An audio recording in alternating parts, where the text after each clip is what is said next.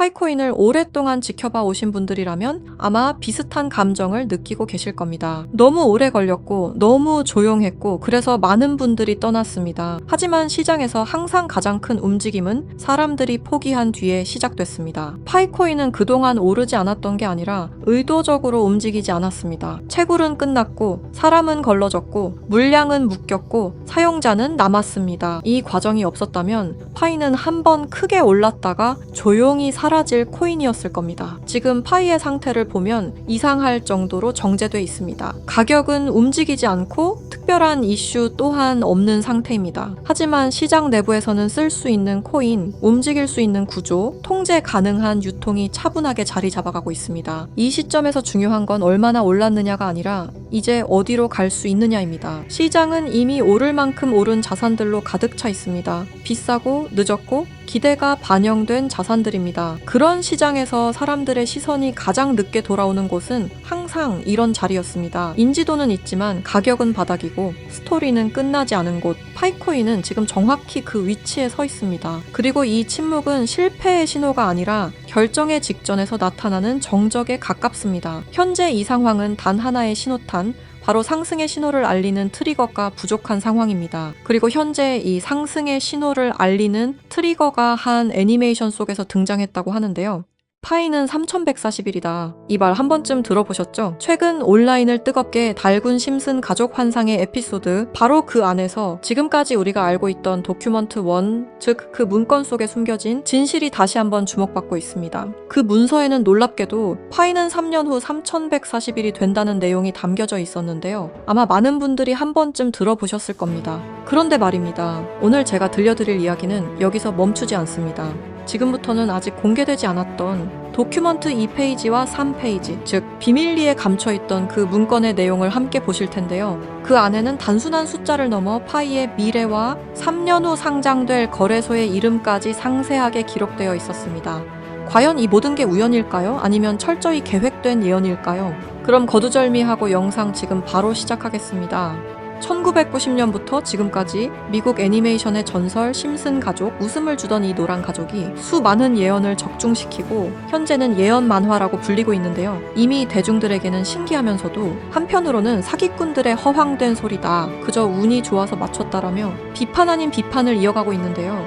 하지만 이미 300개가 넘는 예언을 맞춘 심슨 가족은 단순히 운을 넘어서 경이로운 수준의 예언 능력을 보여주고 있습니다. 보신 적은 없으시더라도 심슨의 캐릭터라면 누구나 알고 계실 거라 생각하는데요. 단순한 만화를 넘어 각종 정치, 환경, 사회풍자 등등 해학과 풍자를 표현하면서 아이들의 성장 교육뿐만 아니라 다 큰 성인들에게까지 큰 교훈으로 영향을 미치고 있는데요. 오늘 들려드릴 이야기는 그동안 누구도 알려주지 않았던 환상의 에피소드에 관한 내용입니다. 파이코인을 채굴하던 분이라면 깜짝 놀랄 만한 소식이고, 파이코인을 채굴하지 않으셨다면 이제는 시작해야 할 때라고 느끼실 겁니다. 심슨 가족의 예언은 방송사에서도 기사로 다룰 정도로 총 300개가 넘는 예언들을 했는데요. 그런데 이 만화 심슨 가족의 에피소드 중에서는 전 세계에서 방영이 금지된 에피소드가 딱 하나 존재합니다. 해당 에피소드가 방영이 금지되어 버린 것은 바로 이 에피소드에 출연한 어떤 남성 때문이었는데요. 이 에피소드에 관한 이야기를 하기 전에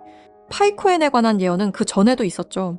현재 앞에 보이는 이 포스터에는 파이코인의 떡상을 예언하고 있는데요. 2012년 파이코인이 탄생하기 전에 출시된 에피소드, 모두가 아는 유명한 장면이 발견되었습니다. 2개의 포스터와 아틀라스 동상, 그리고 하늘을 뚫고 상승하고 있는 그래프와 선물이라는 문구까지 하나하나 전부 면밀히 살펴보도록 하겠습니다. 2가지 포스터 중 한 가지는 파이오니어에게는 굉장히 유명한 I love 파이와 다른 하나는 태극권을 연상케 하는 그림입니다.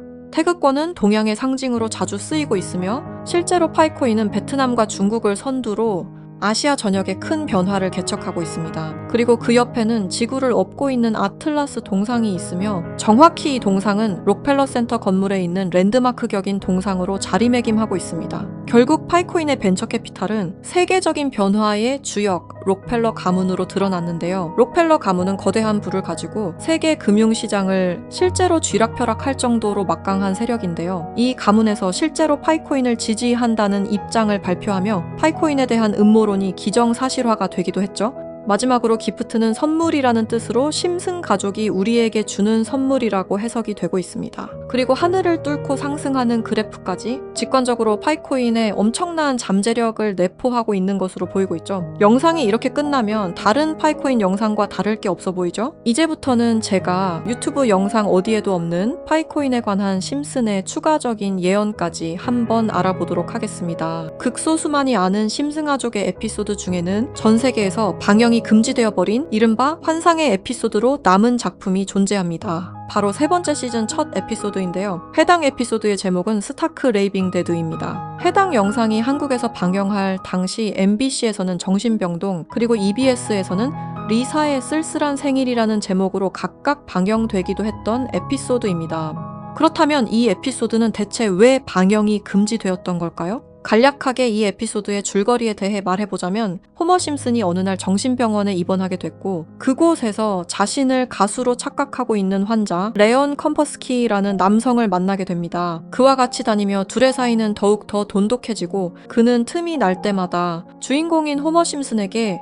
파이는 3.14가 아닌 3년 뒤에는 3.141로 정의될 것이라며 수차례 반복하며 말하는 장면이 포함되어 있습니다. 이러한 말에 호머 심슨은 세뇌되며 그의 문장을 지속적으로 말하고 다니는데요. 추후 정신병원에서 퇴원한 레온 컴퍼스키를 자신의 집까지 데려오게 되는데 하지만 이 에피소드는 바로 이 레온 컴퍼스키라는 남자 때문에 방영이 금지되었습니다. 이 레온 컴퍼스키 캐릭터는 자신이 가수라고 말하고 다니며 실제로 노래를 불렀는데요. 바로 이 노래를 부른 인물이 마이클 잭슨이라는 점 때문이었습니다. 실제로 그는 에피소드에서 자신을 마이클 잭슨이라고 말하고 다니며 노래를 부르고 춤을 추기도 합니다. 여기서 문제는 그가 에피소드에 등장하는 동안 실제로 마이클 잭슨과 너무 똑같은 목소리를 냈다는 겁니다. 그의 노래를 한번 들어보도록 하겠습니다. Billie Jean is not my lover.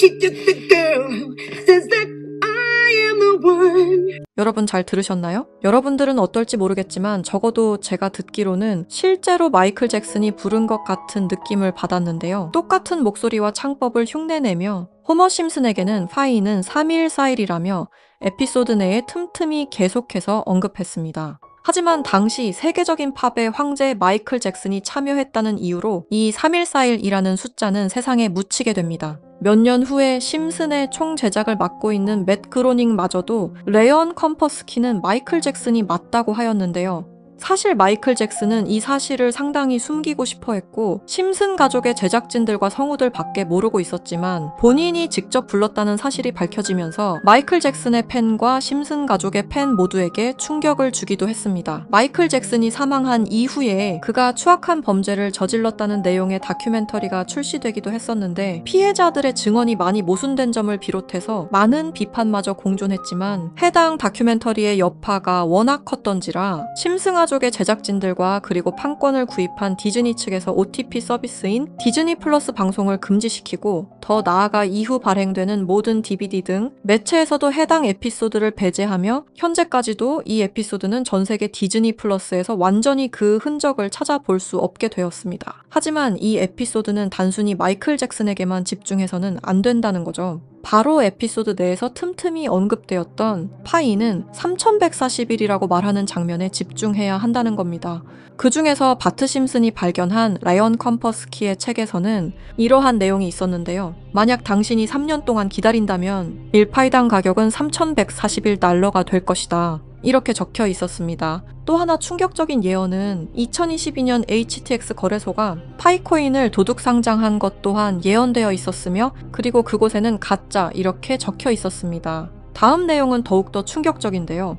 바로 2025년에 파이코인이 거래소에 상장이 된다는 예언입니다. 실제로 OKX 거래소에서 지난 2월 20일에 현물 거래를 지원하기로 했죠. 이 책의 내용에 따르자면 상장된 이후 3년이 지난 2028년에 들어서 파이코인은 3,141달러, 한화 약 450만 원 가량에 도달할 것이라는 내용이었는데요. 그리고 이 뒤에는 놀라운 내용이 하나가 더 있었습니다. 파이코인 상장에 관한 정확한 날짜와 매년 최고점과 하락 시점 등등 매우 디테일한 내용들이 포함되어 있었습니다. 이러한 예언들은 파이코인 미래에 대한 기대감을 더욱 증폭시키고 있었는데요. 저는 이 내용을 저희 찐 구독자분들과 공유하려고 오늘 영상을 찍게 되었습니다. 이 내용은 실제 제가 직접 알아낸 최초의 정보라고 자부하고 있습니다. 저희 채널 구독해주신 구독자분들이 아닌 이상 이 내용이 외부로 유출되는 것을 저는 절대로 원하지 않습니다. 너무한 처사라고 생각하실 수 있지만 제가 피땀 흘려서 얻은 정보인 만큼 제가 원하는 사람들과 공유하고 싶은 마음이 가장 큽니다. 큰 돈을 벌 수 있는 기회가 생기는데 이 기회를 아무것도 아닌 사람들과 나누는 게 저는 싫은 겁니다. 그러니까 저희 채널 구독해주신 구독자님들만 알 수 있게 이렇게 설문 작성을 하며 신청을 받고 있습니다. 신청을 해주신 모든 분들께 드리는 게 아니라 구독과 좋아요 그리고 댓글을 남겨주신 분들 한해서만 드리고 있으니까요. 꼭 구독과 좋아요 그리고 댓글까지 남겨주시고 아래 설명란에 링크 타고 들어오셔서 심슨의 비밀 정보 내용 꼭 받아가시길 바라고요.